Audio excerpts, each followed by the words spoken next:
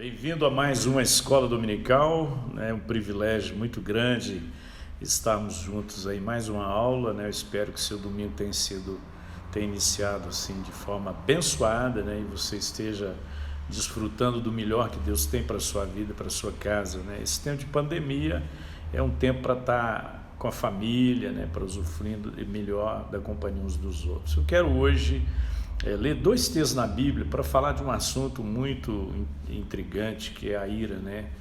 Um sentimento que é Deus é que dá, né? A gente pensa que os sentimentos ruins, eles vêm de Satanás. Não, todos os sentimentos que nós temos, eles vêm de Deus. A forma como nós vamos usar os nossos sentimentos é que vai definir se é Deus que está agindo ou é Satanás que está agindo nos nossos sentimentos. E eu quero ler dois textos muito conhecidos, né? Gênesis capítulo 4, versículos 6 a 8 e também Efésios capítulo 4, versículo 26. Gênesis capítulo 4, versículo 6 a 8 diz assim: O Senhor disse a Caim: Por que você está irado? Por que se transformou ou transtornou o seu rosto? Se você fizer o bem, não será aceito, mas se não o fizer, saiba que o pecado o ameaça à porta, ele deseja conquistá-lo, mas você deve dominá-lo. Agora, Efésios capítulo 4, e eu quero ler apenas o verso de número 26. Quando vocês ficarem irados, não pequem, apaziguem a sua ira antes que o sol se ponha. E o verso 27, ele diz: E não deis lugar ao diabo. Shakespeare disse que ou você controla a ira ou a ira te controlará. A gente sabe que a ira é um sentimento que vem inesperadamente, né? É muito difícil você acordar naquele dia e programar ficar irado, né? Explodir com alguém, com alguma circunstância. Então a ira geralmente é um sentimento que vem de forma inesperada, né? Você pode estar num dia bem tranquilo, bem calmo e de repente ser surpreendido pela ira. A gente nunca sabe quando é que uma situação vai nos deixar raivoso, vai nos deixar irado. Tem uma ira que é patológica, né? Muita gente coloca a ira num processo espiritual, né? Faz um paralelo entre as obras da carne, o fruto do espírito. Isso é verdade, né? Paulo diz que a ira faz parte das obras da carne e o domínio próprio faz parte do fruto do espírito. Isso é uma visão espiritual, né, que Paulo tem a respeito da ira. Mas tem uma realidade patológica, né, que a ira revela, porque algumas pessoas elas trazem algumas disfunções orgânicas e isso as torna assim, bem propensas à ira, né? Você tem um distúrbio orgânico e aí você se irrita com muito mais facilidade. Ou também você pode ter um distúrbio psíquico, né? Então é muito importante você separar uma coisa da outra, né? A tendência nossa é julgar o sentimento numa mesma perspectiva. Tem 3 provérbios, né, lá de Salomão que falam muito claramente sobre a ira, né? Provérbios 29 e 22 diz assim: O homem irado provoca brigas e o de gênio violento comete muitos pecados. Então ele coloca o gênio violento como se fosse um temperamento, né? Tem alguns livros aí que falam sobre temperamento, temperamento controlado pelo Espírito Santo, né? Que nós temos temperamentos diferentes, algumas pessoas são mais fleumáticas, né? Ou sanguíneos, enfim. Então existem vários temperamentos. Esse texto fala desse homem que é um homem violento. Provérbios capítulo 12, verso 26, também traz uma palavra sobre a ira. Ele diz: a ira do insensato num instante se conhece, mas o prudente oculta a afronta. Olha que coisa interessante. Quando você conversa, né, com uma pessoa que é iracunda, ela está quase que a maior parte do tempo irada, desequilibrada nos seus sentimentos, você vai percebendo alguns sinais, né, que ela com muita facilidade ela se irrita, mas tem aquele homem prudente que ele consegue até ocultar a sua raiva, né? Você olha para ele e pensa que ele está vivendo um ambiente assim de total tranquilidade, quando por dentro há uma fervura só. Daí o outro texto é Provérbios 14, 17, diz que a pessoa que se ira muito rapidamente faz loucuras, e o homem que vive tramando ciladas, ele é odiado. Provérbios capítulo 14, versículo 17. Tem um personagem na Bíblia, né, que nos intriga muito, que é Moisés. Moisés, ele tem uma história muito bonita, né? Deus o levantou para tirar o povo do Egito, né, que ficou lá 430 anos escravizado. De repente Deus levanta Moisés, e Moisés é usado para conduzir o povo até a terra prometida, e num dado momento o povo começa a reclamar porque faltava água, e Deus manda que Moisés toque na rocha, e ele fica muito irado com o povo, e a Bíblia diz que ele bateu a rocha, e Deus disse que ele, por causa daquela ira, ele não entraria na terra prometida. Parece uma atitude assim muito dramática, muito forte, né? Muito extremada de Deus, né, com relação a Moisés, mas na verdade Deus estava querendo educar o povo também, né, e não só Moisés, mas foi a ira de Moisés que o impediu de entrar na terra prometida. Quando falamos sobre a ira, né, como controlar a ira, nós temos que falar 3 coisas que são básicas. Tem muita coisa para a gente falar sobre esse assunto, mas tem 3 coisas que destacam. Primeiro é a ira que é tolerada, né, suportável. Há uma ira que é tolerável, né, e é a ira que aparece como uma reação normal, né? Até Jesus ficou irado, né? A Bíblia diz que ele teve momentos de indignação. Quando nós lemos Romanos capítulo 1, verso 18, há uma descrição ali da pecaminosidade do homem, né? E o verso 18 diz que Deus se viu irado, né? A ira de Deus se manifestou contra os homens. Então há uma ira divina, né? Há uma ira santa, né? Há uma santa indignação, né? Nós já ouvimos tanto falar nesse termo.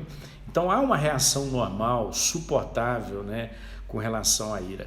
E dentro disso nós temos que avaliar 3 coisas dentro dessa ira que é normal, que é uma reação normal. Primeiro, o motivo da nossa ira. Isso é muito importante, né? O sentimento em si não é o mais importante, mas o que motivou aquele sentimento. É por isso que a Bíblia diz que a ira do homem não produz a justiça de Deus, né? Então, quando é uma ira que me mobiliza, tem uma ação positiva, né, que vai em defesa do fraco, do menos favorecido, uma ira que me mobiliza para tomar atitudes construtivas, essa ira é saudável. Então eu tenho sempre que avaliar qual é o motivo da minha ira.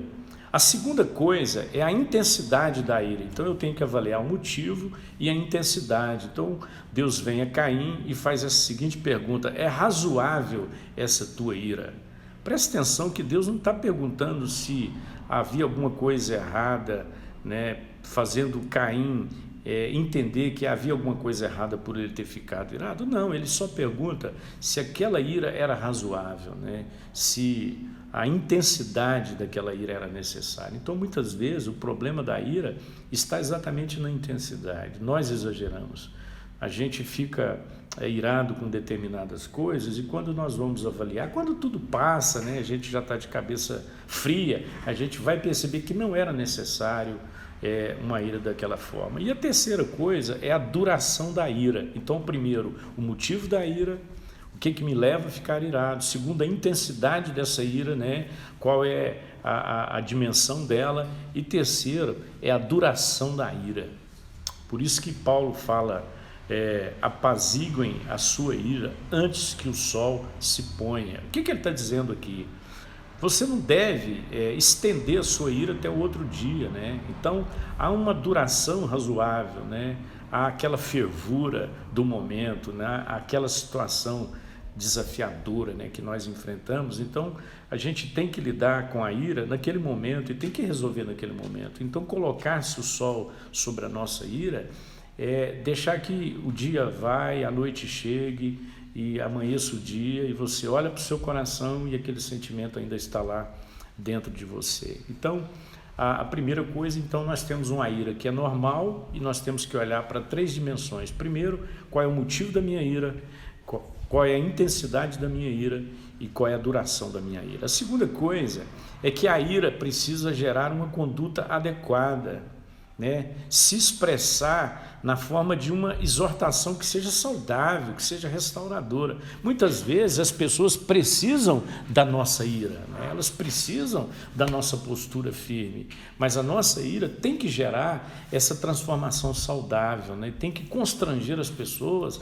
a uma mudança. Então, algumas pessoas, elas transformam a ira num fim em si mesmo e não no meio para se chegar a um fim. Então, muitas vezes, né, às vezes a psicologia convencional fala assim, se você estiver irado, não disciplina seu filho. Então, você está lá, seu filho fez uma coisa errada, você está ali próximo dele, você vai esperar passar aquilo tudo, né? Está assistindo um filme de comédia, no meio da comédia, dando uma gargalhada, fala, agora que a minha ira passou, eu vou corrigir meu filho. Nada disso, é naquela hora mesmo que você tem que corrigir, mas você tem que levá-lo a uma transformação, a uma restauração saudável, né? A terceira coisa é que a ira deve ser mantida sob controle, né? Aquilo que Shakespeare falou, ou você controla a ira ou a ira vai controlar você. Então eu preciso estar atento àquilo que eu digo, àquilo que eu penso e àquilo que eu faço quando eu estou irado.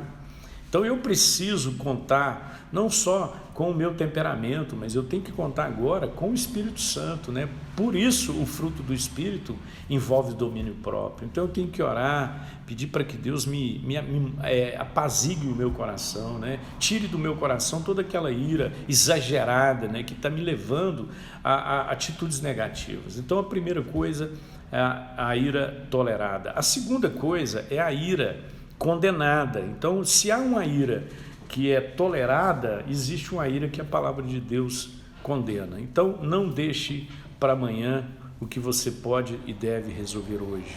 A nossa ira guardada, ela vai se transformar em ódio, com certeza. Então, muitas vezes, o nosso coração está sendo tomado pelo ódio porque nós guardamos aquela ira, guardamos aquele ressentimento de coisas que já deveriam ter sido resolvidas. Nós procrastinamos muitas coisas. Esse é o grande problema nosso.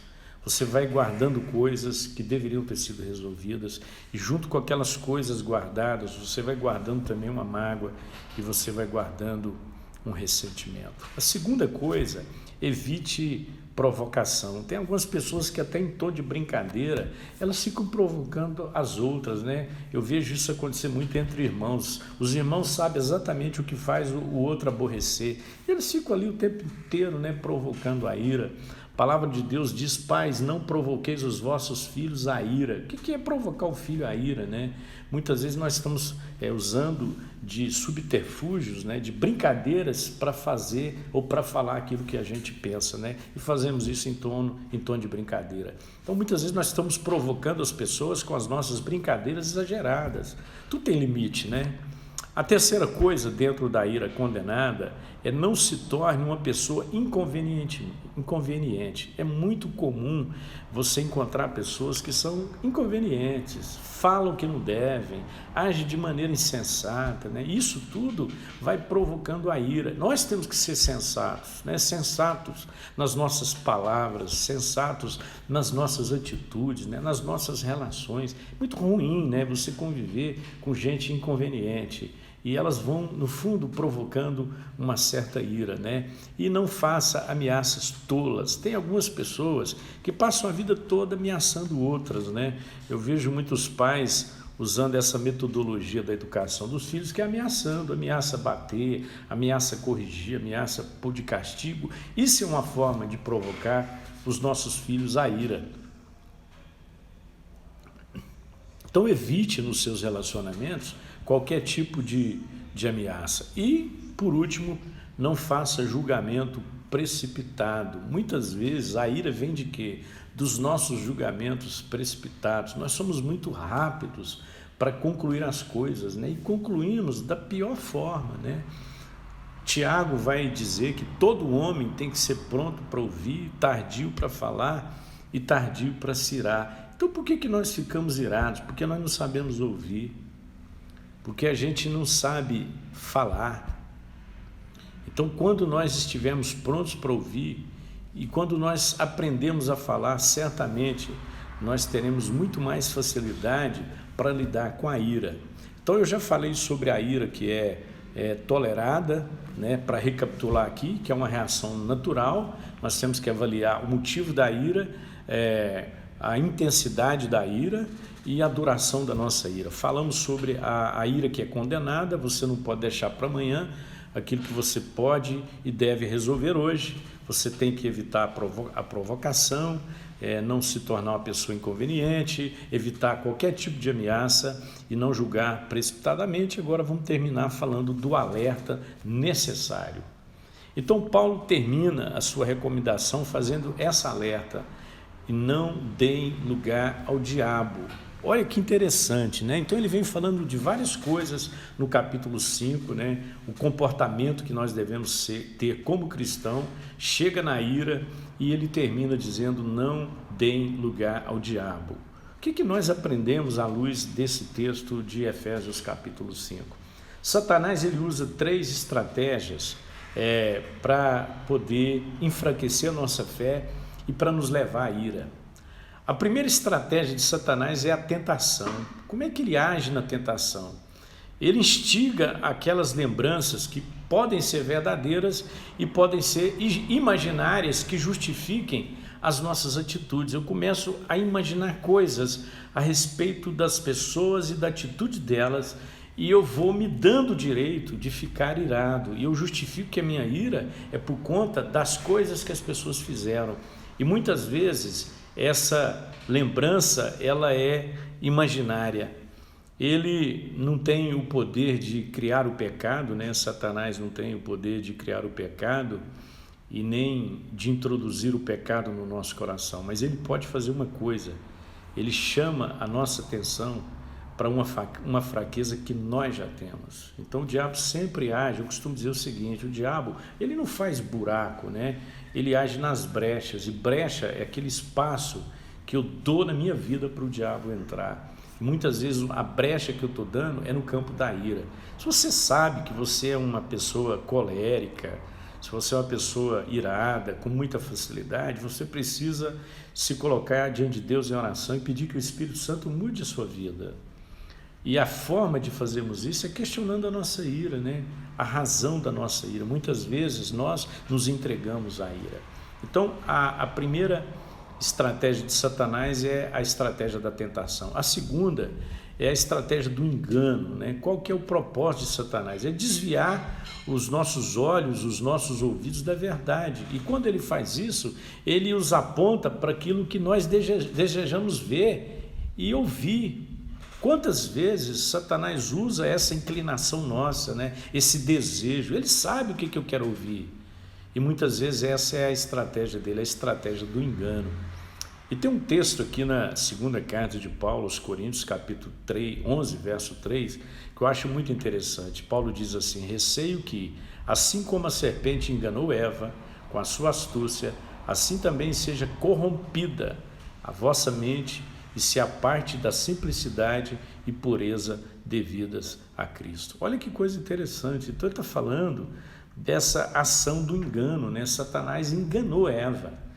E a partir daí essa tem sido a sua arma mais forte, né? Então muitas vezes o nosso coração está cheio de enganos. Muitas vezes nós estamos equivocados, estamos irados em cima de uma coisa que é o nosso equívoco, que é o nosso engano. E terceiro, Satanás usa a estratégia da acusação. Então, quando Paulo termina dizendo não deis lugar ao diabo, ele está dizendo o seguinte: tira dele a razão de nos acusar diante de Deus, né? Muitas vezes ele nos acusa de determinadas coisas, inclusive por conta de permitirmos que o nome de Deus seja blasfemado por causa da nossa ira.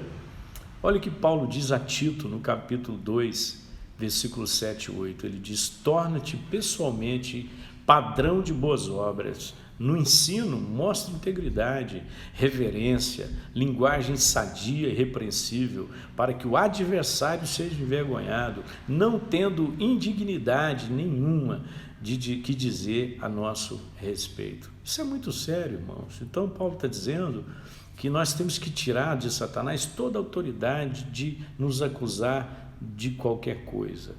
Eu sei que não é possível exercitar domínio próprio e viver tendo esse acesso de raiva.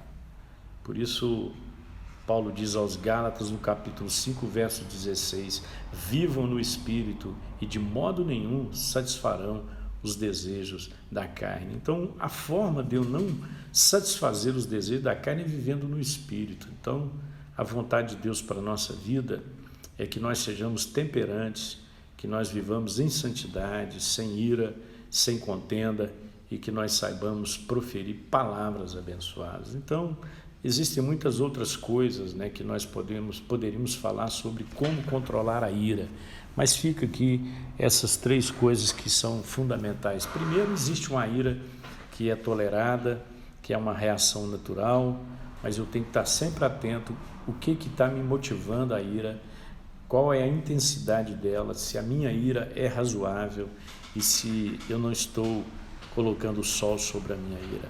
Eu preciso permitir que a ira gere uma atitude adequada, né, que me mobilize para praticar a justiça, né, para buscar o direito do outro, e também eu tenho essa ira sob controle, né, que eu esteja atento àquilo que eu penso, àquilo que eu falo e àquilo que eu sinto, e que eu não deixe para amanhã aquilo que precisa ser feito hoje, e que eu não dê lugar ao diabo, estando sempre atento à estratégia de Satanás, que é a tentação, que é o engano e que é a acusação. Eu sei que algumas situações na vida são difíceis, né? E eu preciso ter humildade para admitir os momentos em que que eu passei da medida, né? Que eu ofendi as pessoas com palavras, com atitudes, mas eu posso vencer a ira. Tim LaHaye escreveu um livro, o tema é Ira, uma opção. Então é uma escolha, não é uma coisa que acontece sem freio, sem domínio, né?